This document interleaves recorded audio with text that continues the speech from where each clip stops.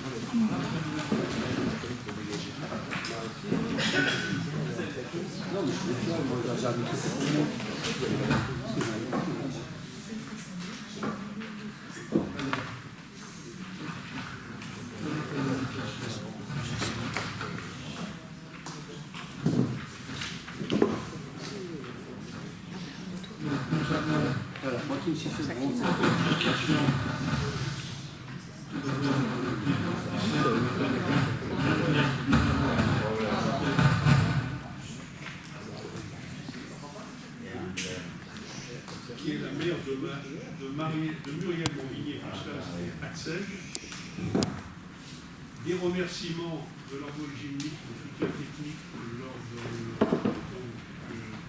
gala de fin d'année, d'Ugine Animation pour le soutien technique et financier pour la chasse aux œufs, et les pubs du Val d'Arly, du FAS pour le soutien technique pour les rencontres artistiques et de la SARL pour l'attribution des subventions dans le cadre du dispositif en faveur du commerce de proximité. Michel pour le rapport social. C'est une information pour vous dire que le rapport social unique, après l'avis du comité social territorial, a été transmis à l'ensemble des élus et consultable par les agents de soins des services.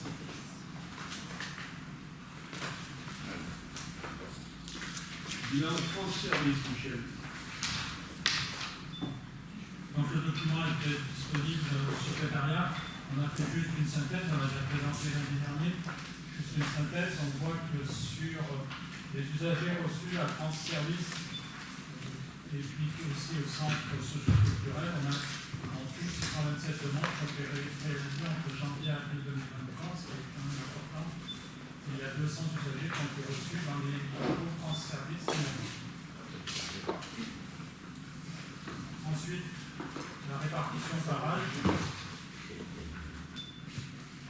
On voit que c'est les plus de 62 ans qui sont à 37% et les personnes qui sont entre 27 et 45 qui sont à 21%. Ensuite, on a entre 55 et 62%, donc on voit que la tranche de qualité, c'est surtout les personnes qui ont besoin, on verra, d'un soutien informatique. La province des usagers. On voit que Ugine a 83%, mais on a à la fois l'ensemble du bassin, puisqu'on a Berry, Mercury, mais on a également la Haute-Savoie, puisqu'on a aussi Frontenac, le Pardon de Travers, qui vient aussi sur notre institution bilan France Service. Au niveau de l'autonomie numérique, on voit que 40% ont été entièrement accompagnés. Et puis 28%, mais ça, ça participe à la réalisation de sa démarche. On voit que, je vais dire, 42% plus 28 ont besoin, ça fait 70%, ont besoin d'avoir un appui informatique pour pouvoir gérer leurs demandes. Le thème des demandes, on voit que le social, solidarité, retraite, ça représente une grande partie. Les emplois et insertion locale, logement, énergie, mobilité, exclusion numérique, l'ensemble. Ça représente quand même pas mal de pourcentage. La dernière, c'est l'accompagnement par partenariat national. On voit que l'assurance retraite, la CPA et la CARSAT, SNAV et CARSAT représentent 118 demandes. Ensuite, la Caisse nationale familiale, l'allocation familiale représente 80 personnes, et Pôle emploi 49%. Donc là, c'est juste pour faire une synthèse, on voit que France Service est quand même nécessaire auprès de la population gitane.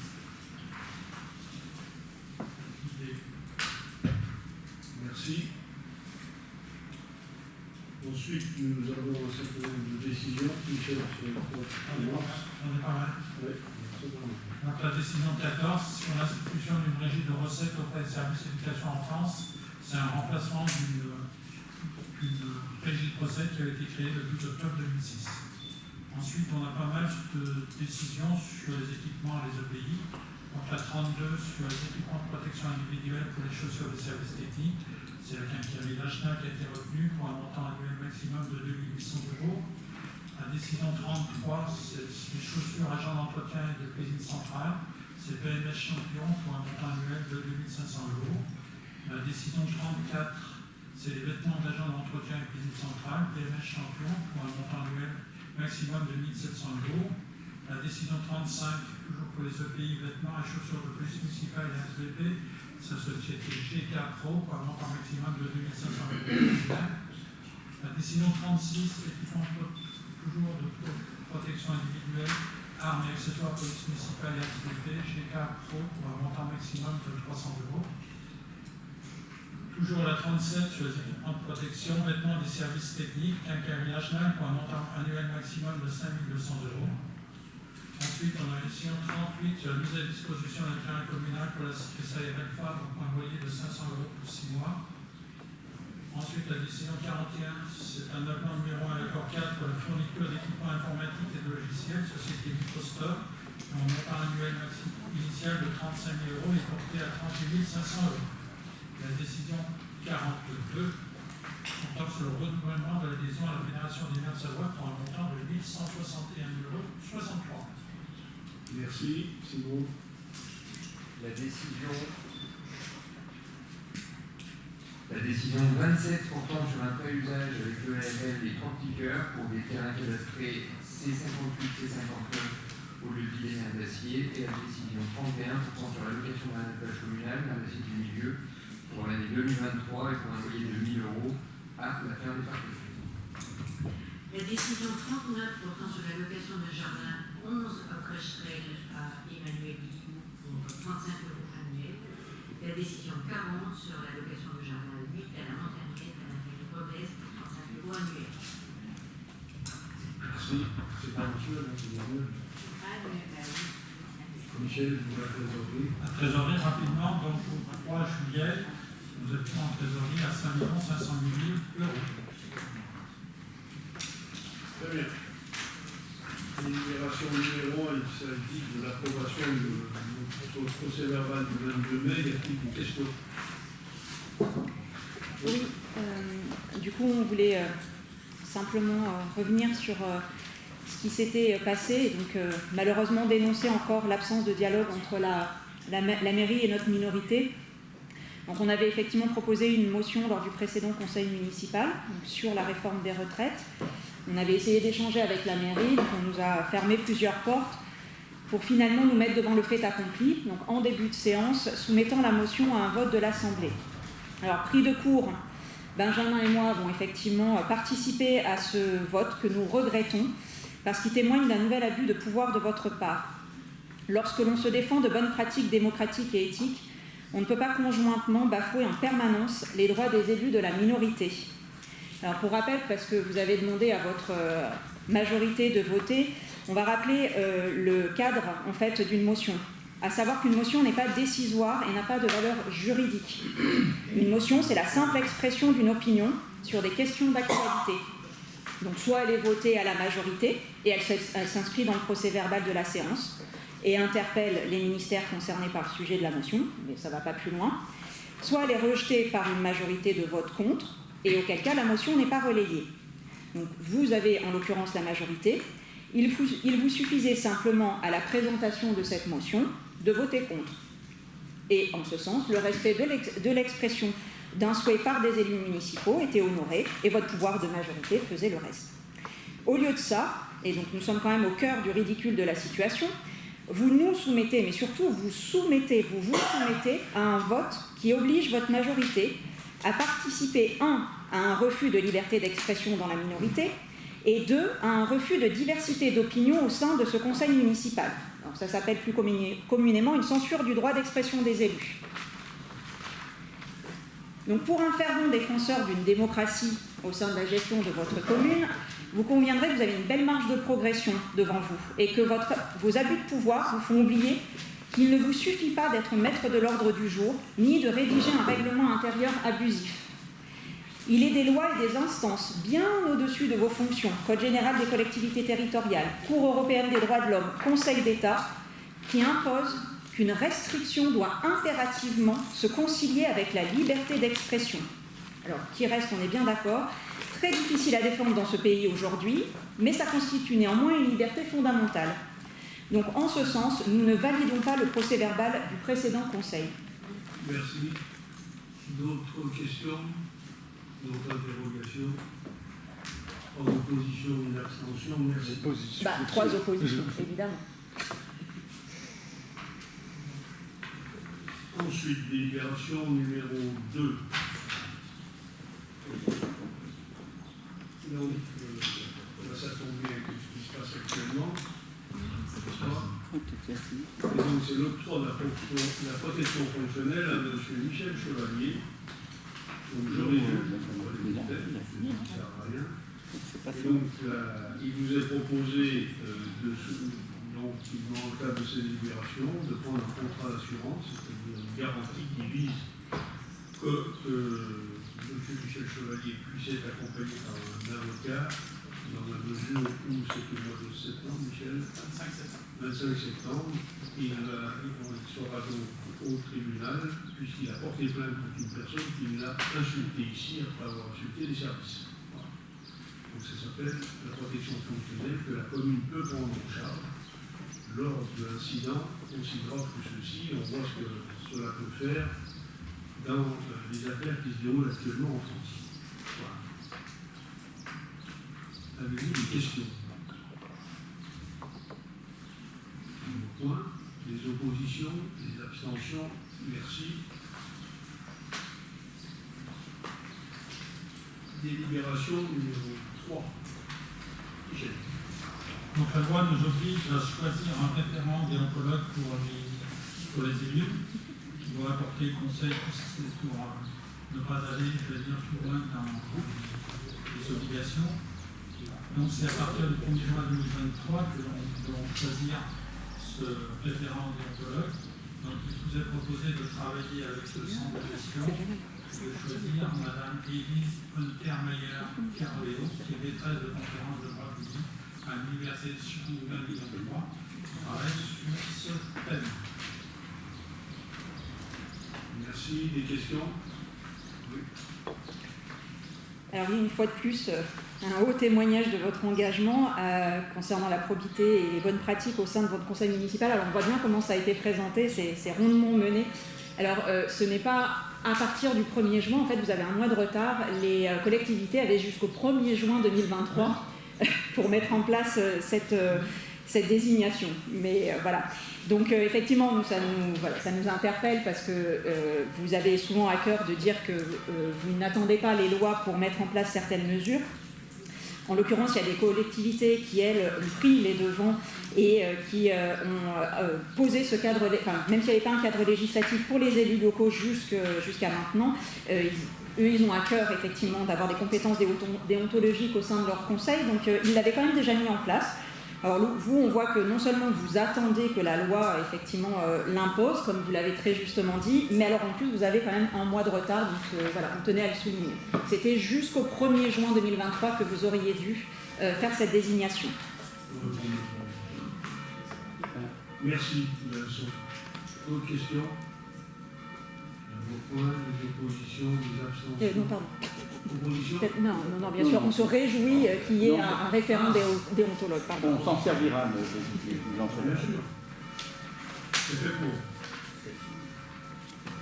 Annabelle. Délibération numéro 4 portant sur la validation du document unique d'évaluation des risques professionnels. Le document unique d'évaluation des risques professionnels a été réalisé en étroite collaboration avec les services du centre de gestion de la fonction publique dans le cadre de leur mission assistance à la réalisation et au suivi du document unique et assistance et conseil en prévention des risques professionnels. L'ensemble des services et matériels a été étudié afin de répertorier tous les risques potentiels.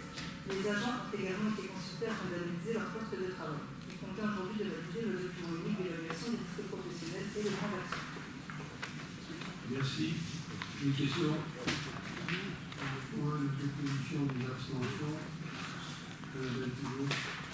Délibération numéro 5, portant sur la convention avec le centre de gestion 73 relative à l'adhésion à la mission de médiation préalable obligatoire.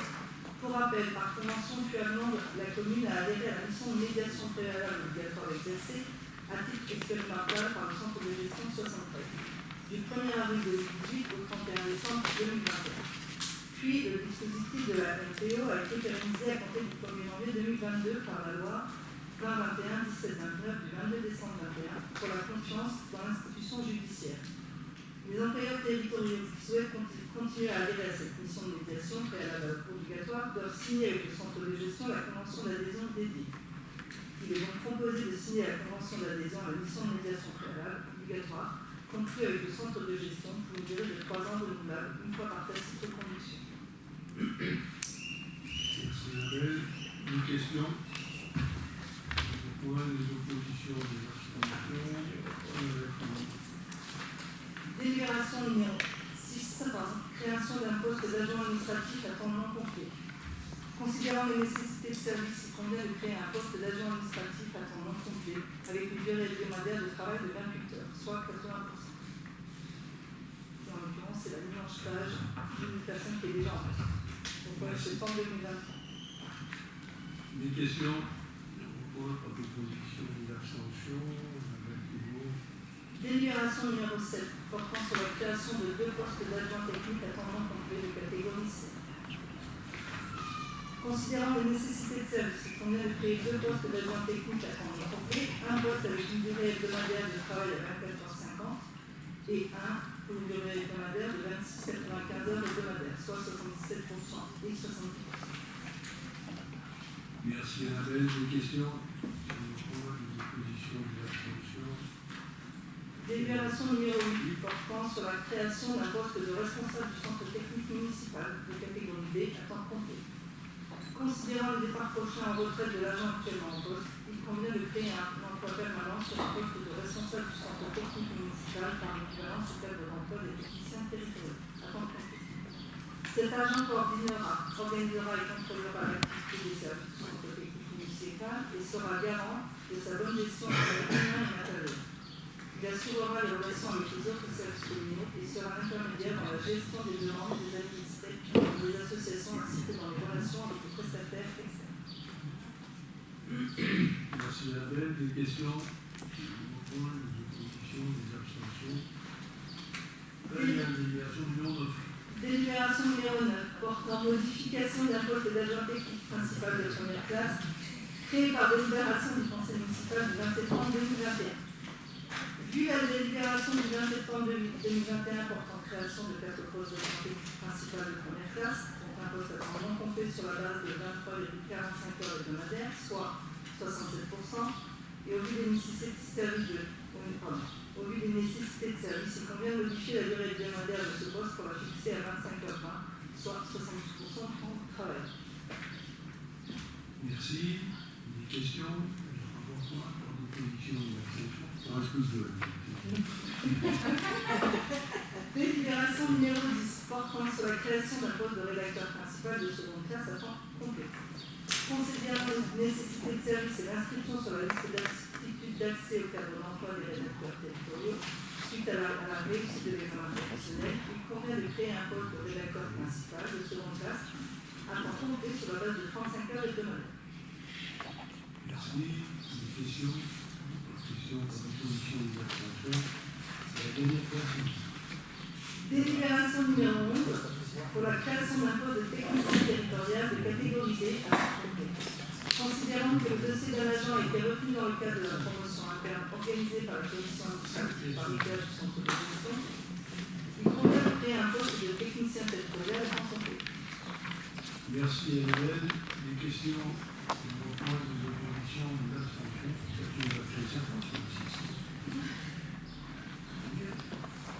Agnès. Alors, pour cette délibération, en fait, il s'agit d'octroyer un versement d'une subvention exceptionnelle à l'association polonaise, puisqu'en fait, on a sur la 350 communes qui ont été choisies pour commémorer le centenaire de l'immigration ouvrière polonaise en France. c'est un hommage qui est rendu en fait à toute la communauté polonaise qui a pu venir en France et contribuer à sa reconstruction et à son bien-être, notamment au niveau industriel. Donc voilà, donc il est proposé d'accorder une subvention exceptionnelle à l'association de 1 000 € pour participer à cette commémoration. Merci. Une question? Non, pas de question, mais quand même une petite intervention. Nous, on se réjouit que l'apport de certaines communautés dans la vie sociale et économique à Ugine et en France soit validé par ce type d'action.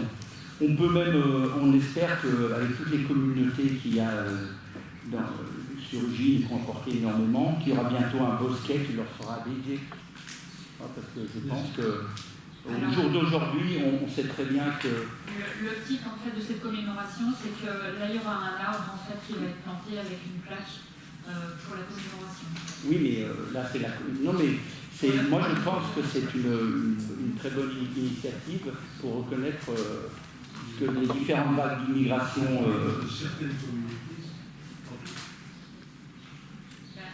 Après, là, ne nous faites pas dire ce qu'on n'a pas dit non plus. Qu'est-ce qu'il a dit là? C'est une demande qui a été faite au niveau en fait, de plusieurs communes. Donc après, si on a des choses qui peuvent se faire dans cette optique-là, bien évidemment, on pourra accompagner. Mais après, il faut-il encore qu'il y ait la demande qui soit faite. Non, mais je trouve que c'est une très bonne action, un très bon début. Voilà. Non, on approuve totalement. D'autres questions ou interventions? Je vous reprends, merci. Des oppositions, des abstentions. Sophie. Il s'agit d'une demande de subvention pour Coliox, donc Centre d'art et de rencontre, concernant la programmation de la saison 2023-2024. C'est une délibération de principe pour demander les subventions auprès de tous les organismes susceptibles. Merci. Des questions? J'en propose des oppositions, des abstentions. Très bien. Nathan. Donc, dans le cadre de l'organisation du salon du jouet le 3 et 4 décembre, il convient de solliciter toutes les subventions et les aides possibles à plus d'organismes possibles. Merci.